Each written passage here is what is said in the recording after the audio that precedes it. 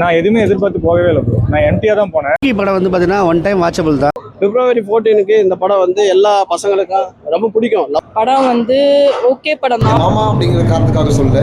மற்ற ஆடியன்ஸோட ரெஸ்பான்ஸ் பார்க்கும்போது ரொம்ப ஹாப்பியாக இருக்குது. நாங்கள் சின்னதாக எடிட் டேபிளில் பார்த்த ஒரு ஃபீலை வந்து இப்போ பெரிய ஸ்க்ரீனில் பார்க்கும்போது எங்களுக்கு ஆடியன்ஸோட ரெஸ்பான்ஸ் எங்கெங்கெல்லாம் சிரிப்பாங்க எங்களுக்கு ஒரு சின்ன ஜட்மெண்ட் இருக்கும்ல. அது ஏன் படம் அப்படிங்கிற காரணத்துக்காக சொல்லுது.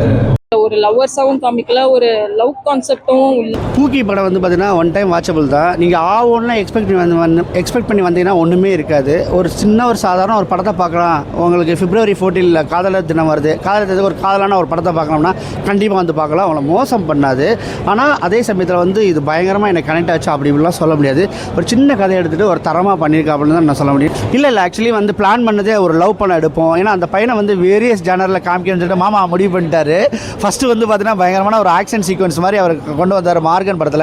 இந்த படத்தை ஃபுல் அண்ட் ஃபுல் லவ், எங்கேயுமே ஆக்ஷன் பண்ணக்கூடாது தம்பி, நீ வந்து இதை நடிச்சா அவரை சொல்லிட்டு அடிச்சு காமிச்சிடலாம். அதுக்கு வந்து நல்லா தீனி போட்டிருக்காப்புல. நம்பி எடுக்கலாங்க அவருடைய யாரை அஜயை வந்து நம்பி என்ன ரோல் வேணாலும் கொடுக்கலாம். அந்தளவுக்கு கிழிச்சிருக்காப்புல. அதுக்கு தோத அந்த பொண்ணு செம்ம அழகு. அதானே சொல்கிறேன், நைட்டி போட்டாலும் அழகாக இருக்குது, சுடிதார் போட்டாலும் நல்லா இருக்குது, ஜீன்ஸ் போட்டாலும் அழகாக இருக்குது, லவ் ஃபெயிலியர் பண்ணும்போதும் அழகாக இருக்குது, லவ் என்ன சொல்கிறது லவ் ரீயூனியன் பண்ணும்போதும் அழகாக இருக்குது, மூவ் ஆன் பண்ணி அடுத்த ஒரு பையனை லவ் பண்ணும்போதும் அழகாக இருக்குது. நல்ல எக்ஸ்பிரஷன் பண்ணி இல்லை லவ்வை தாண்டினா என்ன, ஒரு பிரேக்கப் ஆன பின்னாடி பார்த்தீங்கன்னா நீங்கள் பாருங்களேன், அந்த காலத்துலலாம் ஆசிட் எடுத்து அடிப்பாங்க, பலான போட்டாவை வந்து மாஃபிங் பண்ணி அவளை கொண்டு போய் இவன் தான் அவன் சொல்லிட்டு பண்ணுவானுங்க, அவளை கேரியரே அழிப்பாங்க. நிறையா மக்கள் வந்து சூசைட் பண்ணியிருக்காங்க. ஆனால் இதில் பிரேக்கப் ஆன பின்னாடி நம்ம ரெஸ்பெக்ட் கொடுக்கணும். அவளுக்கு ஏதோ ஒரு பாயிண்டில் வந்து பிரேக்கப் பண்ணிட்டா, நம்ம ஏதோ ஒரு பாயிண்டில் பிரேக்கப் பண்ணிட்டோம். அப்படிங்கும்போது அவளுக்கு கொஞ்சம் ரெஸ்பெக்ட் பண்ணிவிட்டு அந்த பிரேக்கப்புக்கு வந்து ஒரு சின்ன ரீசனை கொடுத்து கிளைமாக்ஸில் வந்து நம்ம யாருமே எதிர்பார்க்காத ஒரு கிளைமாக்ஸ் வந்து முடிச்சது வந்து இந்த படத்துக்கு ப்ளஸ்ன்னு நினைக்கிறேன்.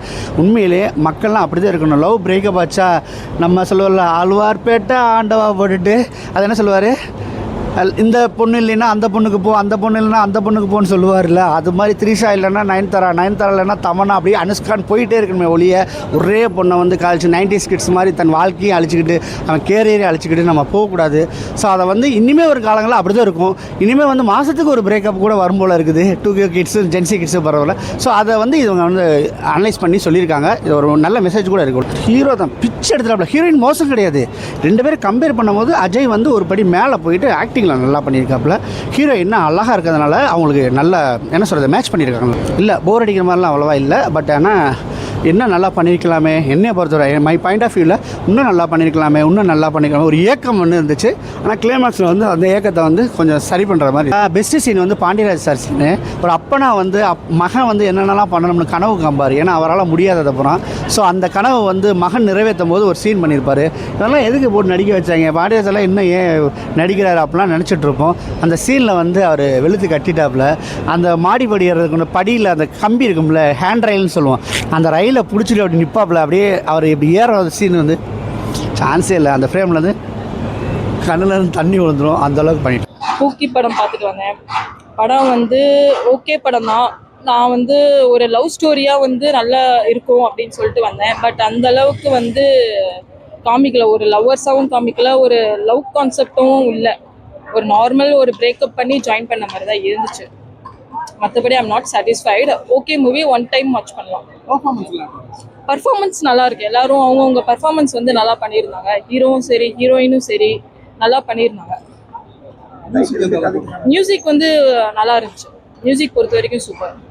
அந்த ஃபோக் சாங்காக இருக்கட்டும், இல்லை பிரேக்கப் முடிஞ்சதுக்கப்புறம் ஒரு டிஃப்ரெண்ட்டான ஒரு சேட் சாங்காக கொடுக்குறாம ஒரு வேற மாதிரி ஒரு வைப்ல கொடுத்துருந்தாரு. அதெல்லாம் வந்து கொஞ்சம் நல்லா இருந்துச்சு. டைட்டிலுக்கு கதைக்கும் வந்து இப்போ வரைக்கும் அந்த டைட்டிலுக்கு என்ன மீனிங்னு எனக்கும் தெரியல.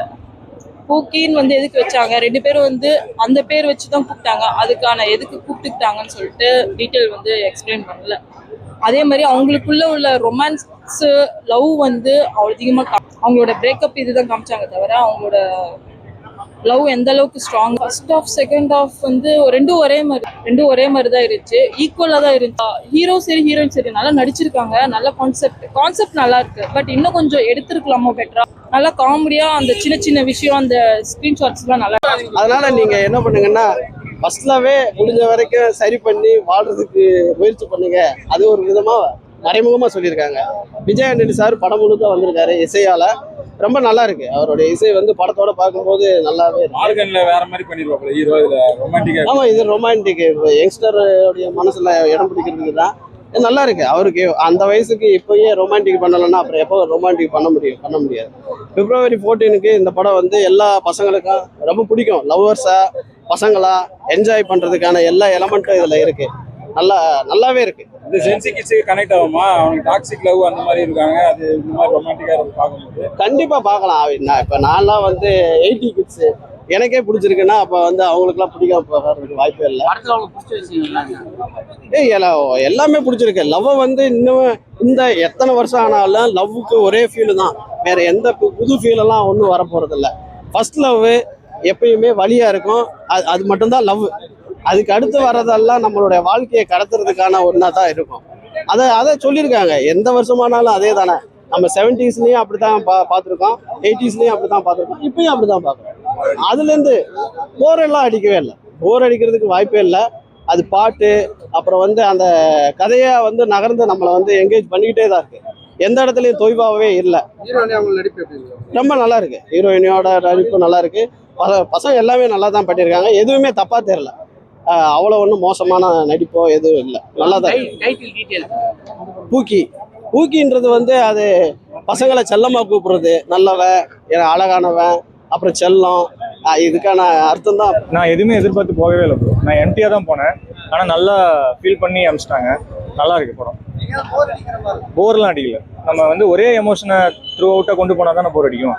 நம்ம ஃபர்ஸ்ட் ஹாஃப் ஒரு மாதிரி ஃபன்னாக கொண்டு போகிறாங்க, செகண்ட் ஹாஃப் வந்து ஒரு மாதிரி எமோஷனலாக கனெக்ட் பண்ணி கொண்டு போகிறாங்க. முக்கியமாக பசங்க ஒரு சீக்வன்ஸ் இருக்குது, அந்த சீக்வன்ஸ் வந்து பசங்களுக்கு நல்லா கனெக்ட் ஆகும்.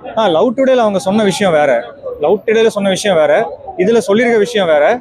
ஆனால் எப்படி சொல்கிறது, அதில் எவ்வளோ அழுத்தமாக சொன்னாங்களோ இதுலேயும் அதே மாதிரி அழுத்தமாக சொல்லி, அது மேபி வந்து தெரில, எனக்கு அப்படி ஃபீலே ஆகலை. ரொம்ப கனெக்டடாக தான் கொண்டு போகிறாங்க. புதுசாக சில விஷயங்கள் வந்து வழக்கமான பேட்டர்னில் சொல்லாமல் சில விஷயங்கள் கொஞ்சம் ரியலிஸ்டிக்காக அப்ரோச் பண்ணதுனால மேபி அது சினிமா மாதிரி அப்படி வழக்கமான பார்த்த படம் மாதிரி இருக்காத, அதுதான் சொல்கிறேன். அது செகண்ட் ஹாஃபில் ஒரு பசங்க கனெக்ட் பண்ணிக்கிற மாதிரி ஒரு சீன் சொன்னல, அது லவ் சீன் கிடையாது. பாண்டிராஜ் சாருக்கும் அஜய் தேவ்கனுக்கும் மியூசிக் படத்துக்கு பெரிய ப்ளஸ்ஸாக இருக்குது, சப்போர்ட்டாகவும் இருக்குது. ரொம்ப நல்லா. ஆமாம், அது எஸ்டிஆர், நானும் எஸ்டிஆர் ஃபேன் தான். ஸோ எஸ்டிஆர் ஃபேன்ஸுக்கு அது கொஞ்சம் அப்பப்போ கொஞ்சம் பூஸ்ட் மாதிரி இருக்கும். ரிலேஷன்ஷிப்போட வேல்யூ சொல்ல வரேன்.